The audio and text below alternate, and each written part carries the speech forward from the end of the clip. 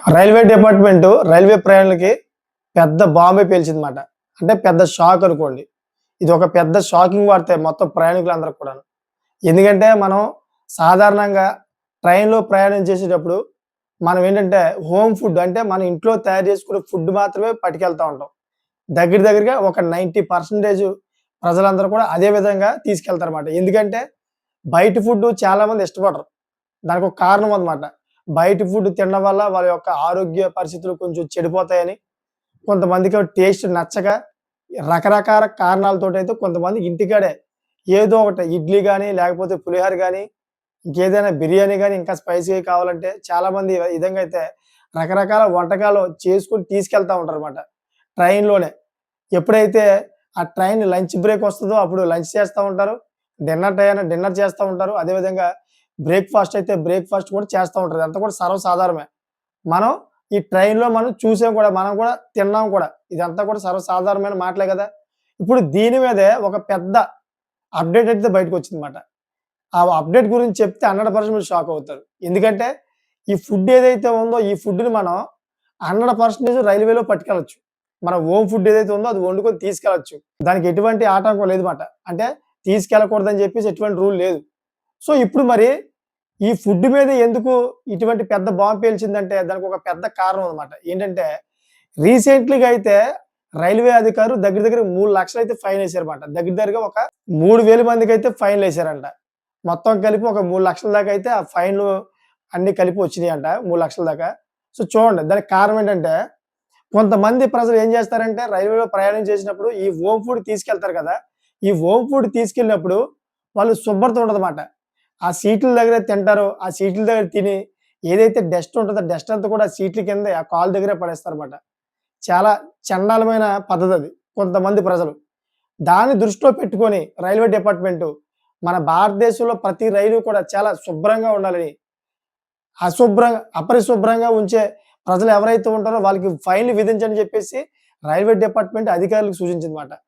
ఎప్పుడైతే ఇలా అధికారులకు సూచించిందో ఎవరైతే అపరిశుభ్రంగా ఉన్నారో వాళ్ళ సొంత ఫుడ్ తీసుకొచ్చి వాళ్ళ సీట్‌లో కూర్చొని చండాలంగా అక్కడే మొత్తం అన్ని పడేసి మొత్తం ట్రైన్ అంతా కూడా అపరిశుభ్రంగా చేస్తా ఉన్నారు. అటువంటి వ్యక్తుల మీద ఫైన్‌లు విధించమని చెప్పడంతోటి ఏకధాటిగా అయితే మొత్తం మన భారతదేశం మొత్తం మీద ఇలా ఫైన్‌లు విధించారన్నమాట. దగ్గరగా 30,00,000 అయితే వసూలు చేశారు. ఇది ఇలా కొనసాగుతుందని. ఎందుకంటే ఇది భారతదేశం యొక్క రైల్వే శుభ్రత సంబంధించిన విధానంలో ఒక భాగం అని చెప్పేసి రైల్వే డిపార్ట్‌మెంట్ చెప్పిందన్నమాట. సో, ఇప్పుడు నేను ఒక విషయం చెప్తాను మీకు. ఏంటంటే, ఇప్పుడు మీరు రైల్వే ప్రయాణం చేసినప్పుడు 100% మీరు ఒకవేళ ఫుడ్ పట్టుకెళ్తే, దాన్ని చాలా మంచి పద్ధతిలో తినాలి మీరు. ఎంత మంచి పద్ధతి అంటే, కనీసం ఒక్క మెతుకు కూడా కింద పడకూడదు. కనీసం మీరు తిన్న ఐటెమ్ ఇంక వేరేదైనా గాని, అది కింద కూడా పడకూడదు. ఆయిల్ కూడా టచ్ అవ్వకూడదు. చాలా నీట్ అండ్ క్లీన్‌గా తినాలి మీరు. తిన్న తర్వాత దాన్ని కూడా వాష్ బేసిన్ దగ్గరికెళ్లి, ఆ వాషింగ్ బేసిన్ దగ్గర కూడా చాలా నీట్‌గా కడుక్కోవాలి. వాష్ బేసిన్ కూడా చాలామంది అది ఏదైతే చెత్త ఉంటదో తిన్న తర్వాత చెత్త అంతా కూడా వాష్ బేసిన్‌లో పడేస్తారు. మొత్తం వాష్ బేసిన్ అంతా కూడాను ఒక రకంగా చెప్పాలంటే నిండిపోద్దన్నమాట అది. మొత్తం ఉల్లిపాయ తొక్కలు, అదే విధంగా పచ్చి మిరగాయలు, ఎండు మిరగాయలు ఏదైతే కూరల్లోని, పులిహోరలో ఉంటాయి కదా! అన్నీ కూడా దాంట్లో పడేస్తారు. అలా పడేసేటప్పటికి మొత్తం వాష్ బేసిన్ అంతా కూడా నిండిపోయి వాటర్ తోటి, ఆయిల్‌తో నిండిపోద్దన్నమాట. చాలా గలీజ్‌గా కనిపిస్తది చూడడానికి.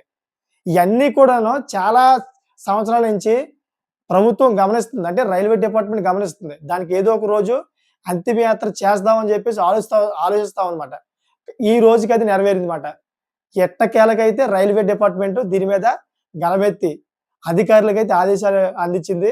ఎవరైతే ఈ విధంగా ప్రవర్తిస్తారో, ఎవరైతే ఈ విధంగా అపరిశుభ్రంగా ఉంటారో రైల్వేలోని, మన భారత రైలుని అపరిశుభ్రంగా చేస్తున్నారో వాళ్ళకైతే భారీగా ఫైన్ విధించమని చెప్పి మొత్తం అధికారులకైతే ఆదేశించిందన్నమాట. అందుకనే ప్రతి ఒక్కరికి చెబుతాను నేను. మీరు ఒకవేళ రైల్లో ప్రయాణం చేస్తే గనక ఏదైతే మీ తినుబండరాలు ఉంటాయో, మీరు ఇంటికాడ నుంచి పట్టుకెళ్ళే తినుబండరాలే కాకుండా ఏదైతే మీరు ఆ ట్రైన్‌లో అమ్మబడుతున్న తినుబండారాలు ఉంటాయి. ఈ తినుబండారాలు తినే విషయంలో కూడా మీరు తగు జాగ్రత్త తీసుకోండి.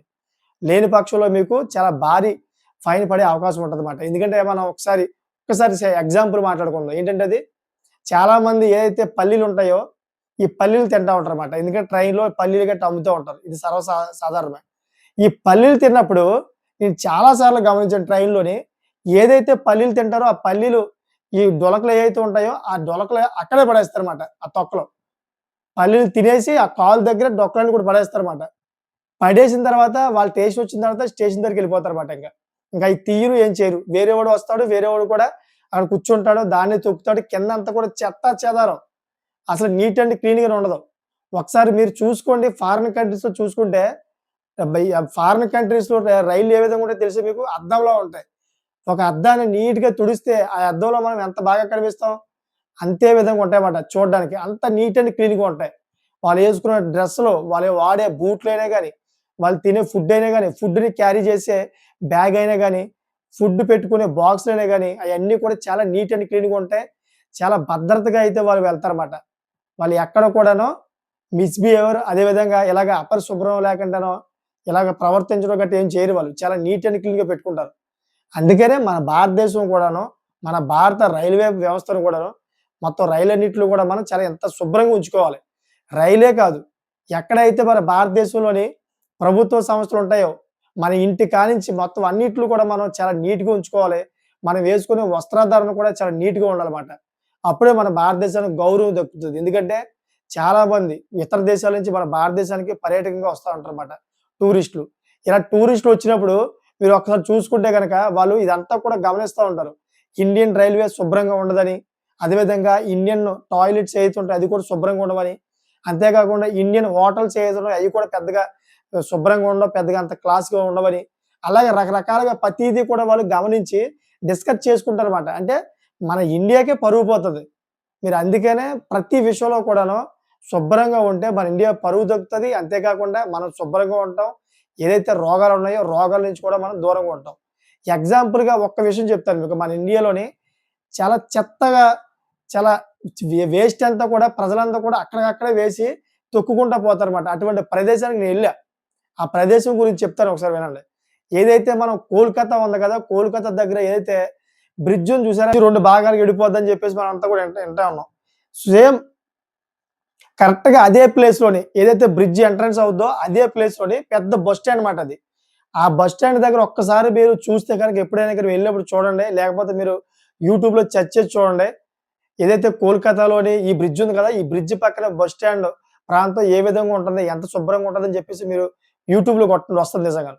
ఎంత దరిద్రంగా ఉంటదంటే, ఎంత చెండాలంగా ఉంటదంటే, మొత్తం పాసలు అంటే యూరిన్ అంతా కూడా అక్కడే పోస్తారు.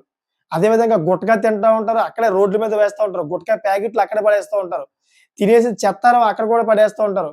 అసలు ఏరియా అంతా ఎలా ఉంటదంటే కంపు కంపు అసల స్మెల్ వచ్చేస్తా ఉంటది. ఓ పక్కన చెత్త ఎవరు కూడా శుభ్రం చేయరు. చాలా చెండాలంగా ఉంటదన్నమాట. ఇదంతా కూడాను కోల్‌కతా పర్యటించడానికి ఔట్ ఆఫ్ కంట్రీస్ వాళ్ళందరూ వస్తా ఉంటారు. వాళ్ళకేమనిపిస్తది? అక్కడ ఒక్క నిమిషమైనా ఒక్క నిమిషమైనా వాళ్ళు నిలబడగలరా అక్కడ? నిలబడడానికి ఆలోచిస్తారన్నమాట. ఛీ! ఎంత చెండాలంగా ఉందేంటి భారతదేశంలోని ఎక్కడ చూసినా కూడా అపరిశుభ్రంగానే ఉంది. చాలా చెండాలంగా ఉంది. ఎవరు కూడా శుభ్రంగా ఉండరేమో అని చెప్పేసి అనుకుంటారు కదా! మనకే అది పరువు తక్కువ గదా! అందుకనే రైల్వే డిపార్ట్‌మెంట్ దీని మీద చాలా సీరియస్ తీసుకుందన్నమాట. చాలా సీరియస్‌గా తీసుకుంది. అందుకే అధికారులకు ఆదేశించింది. చూసారు కదా! అటువంటి లేటెస్ట్ ఇన్ఫర్మేషన్ ఎప్పటికప్పుడు ముందుకు తీసుకొస్తా ఉంటాను. దయచేసి నా ఛానెల్ సబ్స్క్రైబ్ చేసుకోండి. Thank for watching friends.